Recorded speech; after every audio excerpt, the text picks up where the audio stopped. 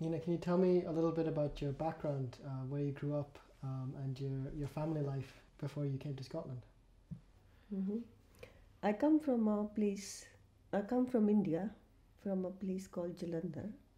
I was born in Batala, which is also in Punjab, but before partition we moved to Jalandhar, and I grown up there and had my education in Jalandhar. So we are a family of 12 brothers and sisters, and it's a joint family as well. We all live together. We didn't have very big house either, but we just managed and lived together. And my father was the only earning man that time, before partition.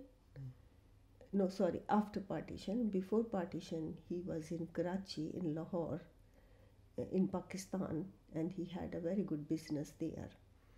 But then after partition, when he came to India side, he lost everything. So my older brothers sisters have seen a very hard time, but not me, because that time the circumstances were quite changed. Mm-hmm. Okay, and can you tell me a bit about when and how you moved to Scotland? Kind of what was the story of your arrival here? Yeah, I moved to Scotland in 1971. I came after my marriage here. So I landed in Edinburgh, first day.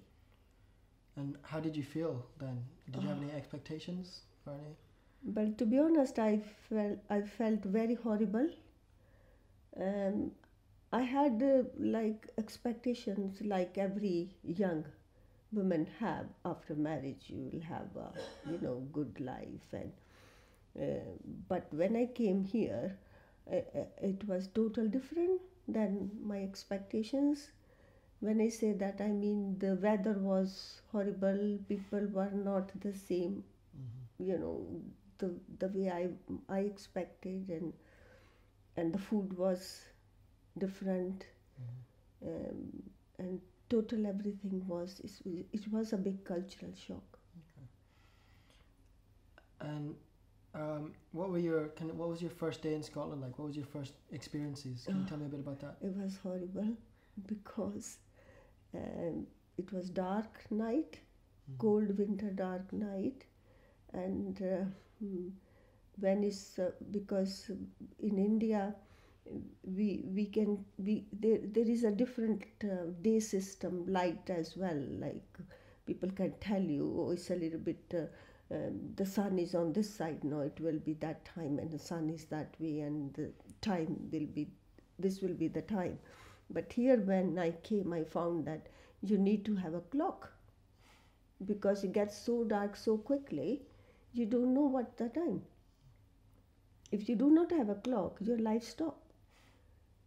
And you have, it's so light in summer, you have to draw the curtain and sleep. But it's not in India like this.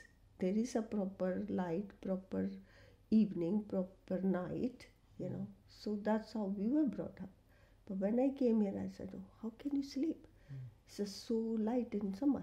But then you draw the curtain, you look at the clock. This is your bedtime now, this is your dinner time now. So it was quite different. Can you describe your early life and your early social life here? Did you have any family or friends that you could socialize when you were here? Or?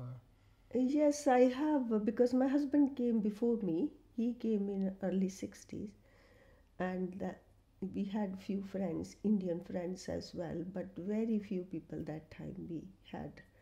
And then because my husband had a restaurant here, and his partner was Muslim, and he had children, so I used to meet them as well, and one or two other friends, but we have very limited Asian families in Edinburgh at that time.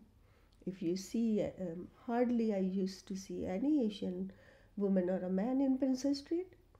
It was very strange when I see anybody Asian there. And what was your early experiences of employment and education here?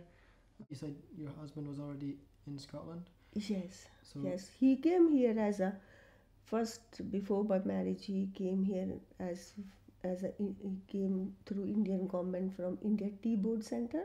mhm, They had their place in Princess Street. That's how he came here as a manager for mhm, Indian Tea Board. Then after that, when it was closed, before I came, it just closed 1970, I think. Then he got his restaurant business and other as well. So that's how he developed his career here in mhm. Scotland. And in the early days, did you work as well? Or? No, I didn't. Okay. I didn't because you know I couldn't Mhm, because of so many reasons. I was not settled either, because of this such a big cultural shock as well. mhm. So my husband was settled anyway. Money was not an issue, but it's me who was not settling. What were your thoughts on Scotland and its culture when you first arrived? Do you have any funny stories about learning about Scottish culture? Anything that surprised you? Yes, I have got very, very funny stories to tell you. Maybe I will tell two, Mhm, which are important. First, when I came here, I saw men and women kissing on the roadsides, open. I said, oh my God, which country I choose to live? Why people are like this here? It's something very private. mhm, You don't do like this. Yeah. But then it was very hard for me to accept that. Then I talked to my husband, but he said that's what it is here, like this. And then second experience was when I became pregnant. I was feeling very sick because I was homesick anyway, and I went to Royal Infirmary, for intravenous food, mhm, and I was there, admitted there for 3 months. And they gave me a form to fill, so there was a um column as well, married or unmarried in those days, and I was surprised why they had this column there, because in our culture in India, I haven't been experienced anything that you are pregnant without marriage. mhm, So there is no reason for such a column. It's an automatic thing mhm, that you are having a child. It means you are married.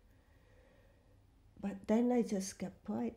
I said yes, married. But then when I was admitted there, I found that the nurses are looking at my hand, on my this hand, but not saying anything. But then I thought, I don't know, what's wrong? Have I done anything, or what's wrong with my hand? But then my husband, when he came to see me, I said to him, why people are looking at my hand? Then he said, oh my God, because I didn't have a wedding ring. So it's important, I think, here to have a wedding ring. But in India, there is no such thing that you have to have a wedding ring or engagement ring. It's okay, it's fashion nowadays, but 46 years ago, I'm talking about, mhm, there was no tradition in India like that. So he said, oh, right, okay, that's the reason. So he bought me this ring. He said, wear this, now nobody will look at your hand. mhm, So these are two experiences, mhm, which I had, and I was crying and crying and crying all the time because of the weather, because of the food. Being vegetarian, it was very difficult to adjust. mhm, When you walk at the Royal Mile, you used to be fishmongers, you know. mhm. Oh, I smell horrible, because we haven't seen these kind of Yeah. shops in India, in Punjab, Mhm, coming from maybe in a big cities. I don't know, But there I was 21 when I came here, mhm, and I come from very traditional family, very, very conservative traditional family. we've been brought up. Do you see any similarities between Scotland and its culture and your own culture and heritage? Yes, I can say yes. Like, people are social here in Scotland. I found them very helpful and sociable, and also there were some joint families as well that time, Scottish as well. They were, though the difference is when the child is 16-year-old or something, they said, oh, either you pay if you want to stay with us, with the parents, or go out. That's the difference, because we don't say to the children, you pay if you want to stay with the parents or go out. No, we let them choose if they want to stay or you don't want to stay. But obviously we prefer children. That's Indian culture and tradition, to stay with parents.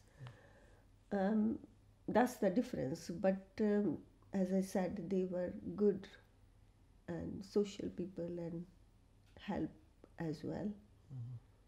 And the heritage is similar. Few places reminds you India. For example, if you go to Jalandhar up on Highland, it looks like you are in Shimla or Dalhousie in India, because during the British Raj, they developed Mansouri and Shimla on similar line of Highland here. So that reminds a lot, big mountains and,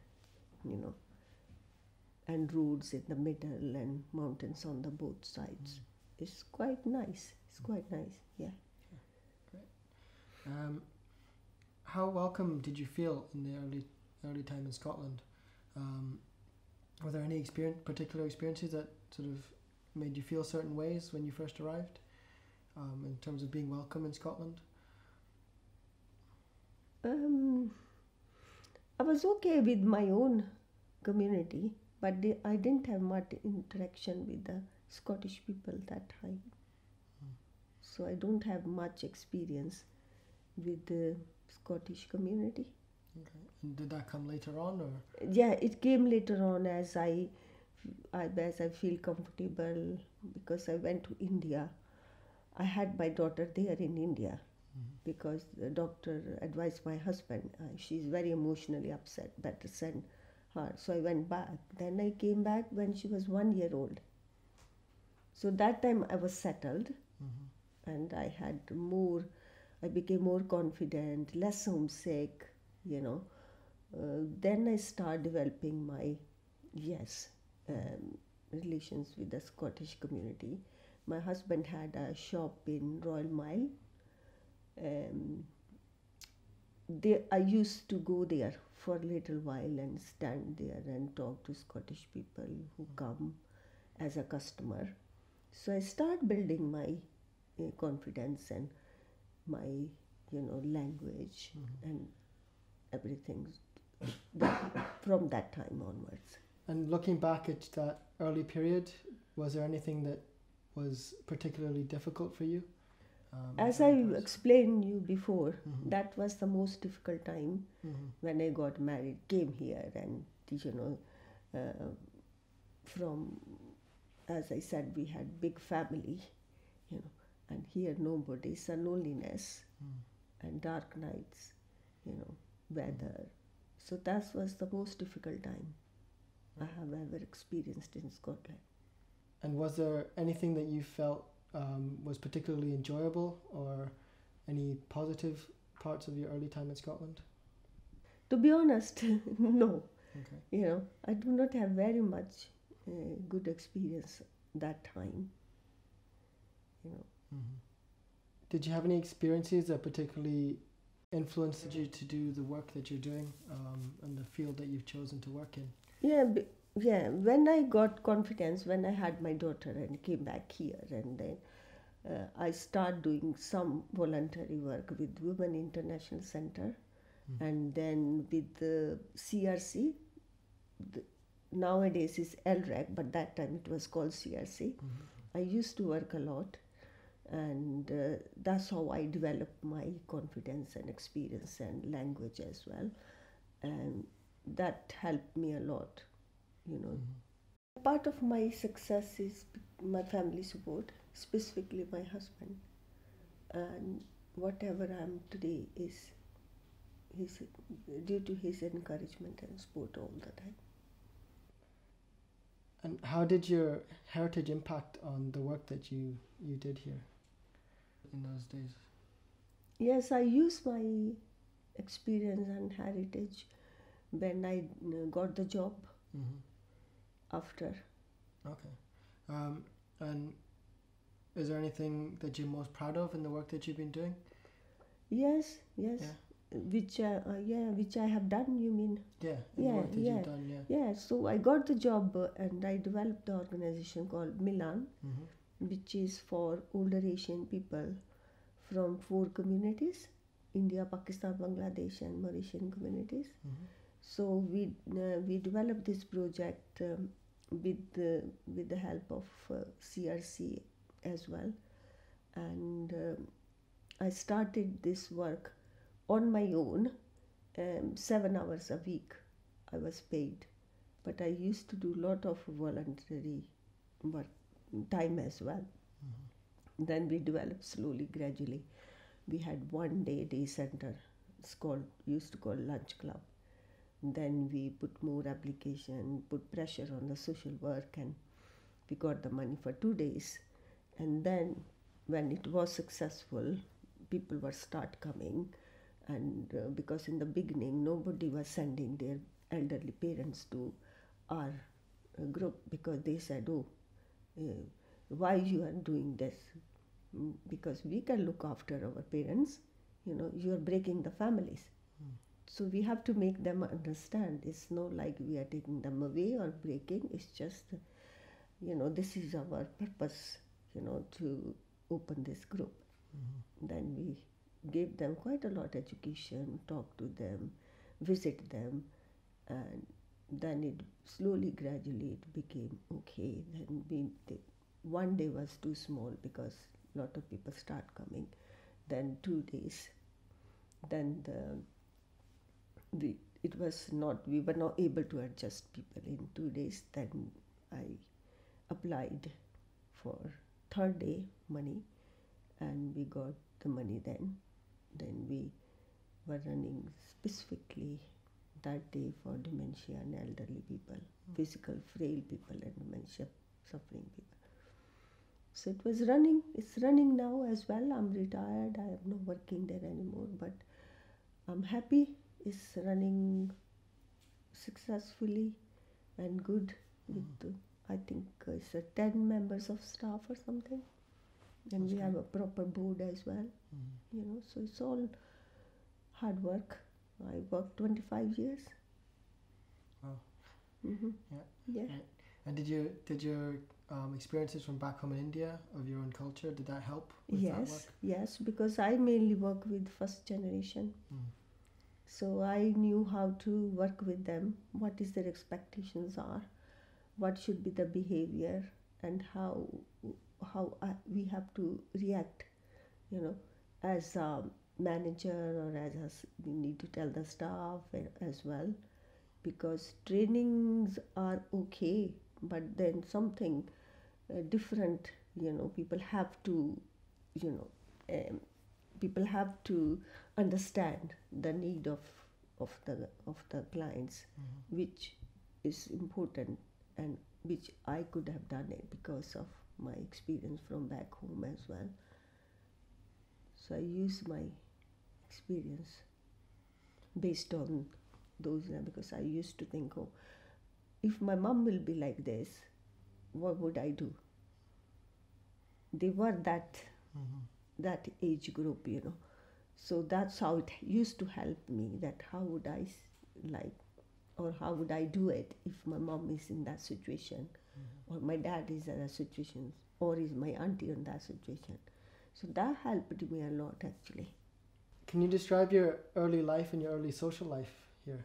Yeah, in that time I had a social life, because my friend's husband all had restaurant business that time, you know. Mm-hmm. And we always, women used to meet a lot with the children, Mm-hmm. you know.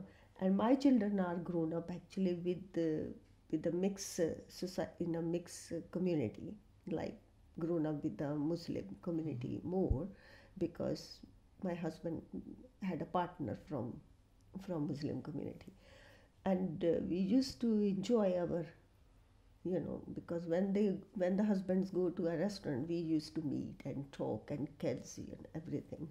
That time it was that style of life, you know. And do you still engage with family and close friends Yes. from your own background or from Scottish As heritage, for example? Yes, I do mix up with lot with my own people with my own background. Also, I mix up with the Scottish people from Scottish background. But I do not find too much interaction. I can't relate much with the Scottish people, because my work was with my own people, and the way I lived my life in Scotland was mostly I lived with the Asian people, you know. Okay, up to work, I was mixing with Scottish people, you know, for meetings or for, you know, okay, we go for a Christmas party or for work meetings or trainings or something like that. But I never ever have personal friendship as much as I have with my own people. I enjoyed more because I used to get tired of speaking English, you know, so feel more relaxed and more comfortable when you come home. You know, you like to speak in your own language and, you know, have your own friends round and your own food. But if you have white people, then you have to speak English. You have, then the formality comes in. That's how I feel. So after, it's okay for an hour or so, but not more than that, you know. It's my personal experience. Do you feel like there's anything in Scotland that you particularly relate to? You feel Yes, particularly close to, or? Yes, I think I mentioned before the places are similar to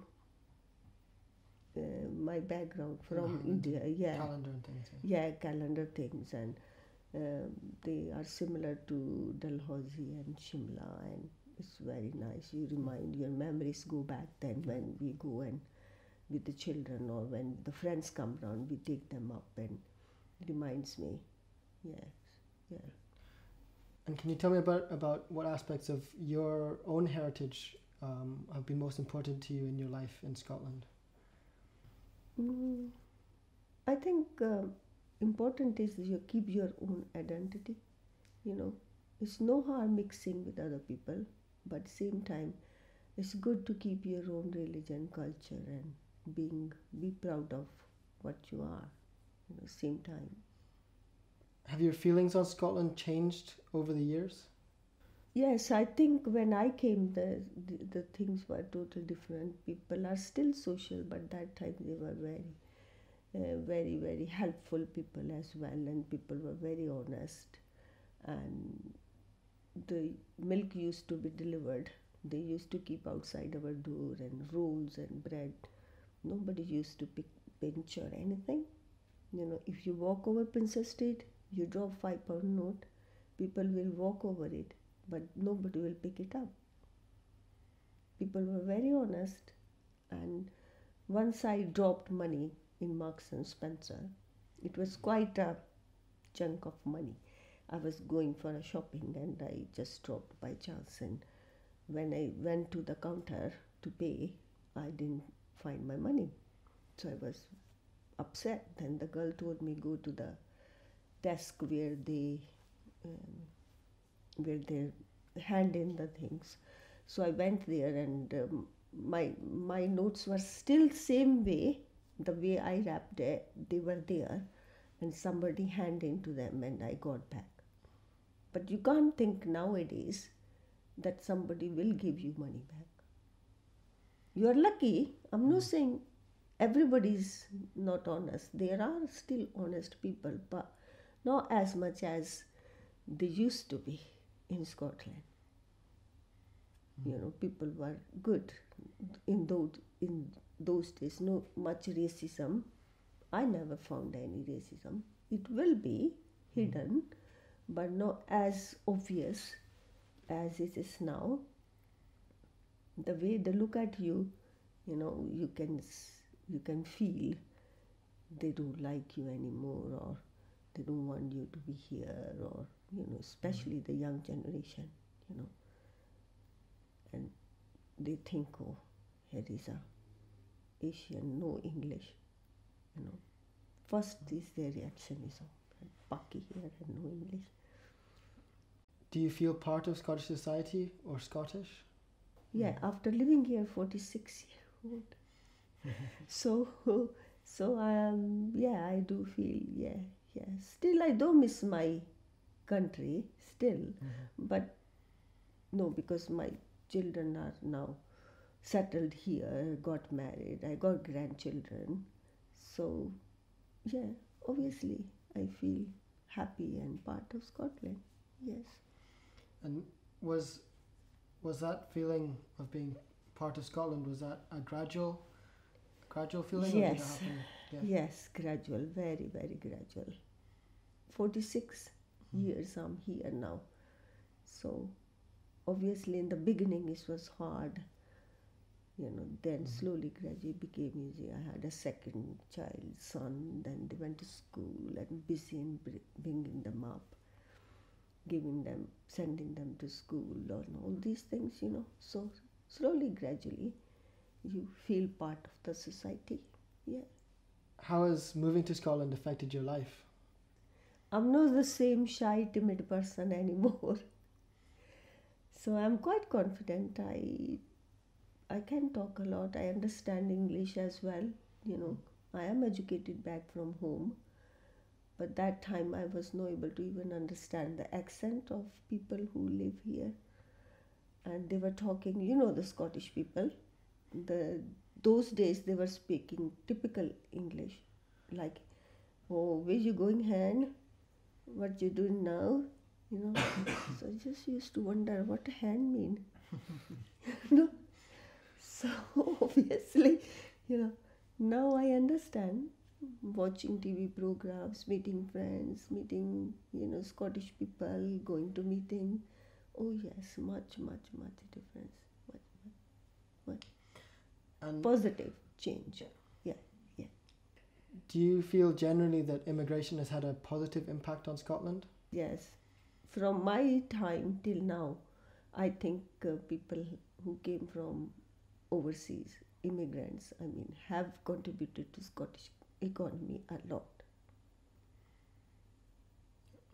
So definitely yes, because I see all my friends around working, their husbands or them working, contributing to the Scottish society, and in a cultural way, in an economic way, in a social way, you know, every way they have made a contribution.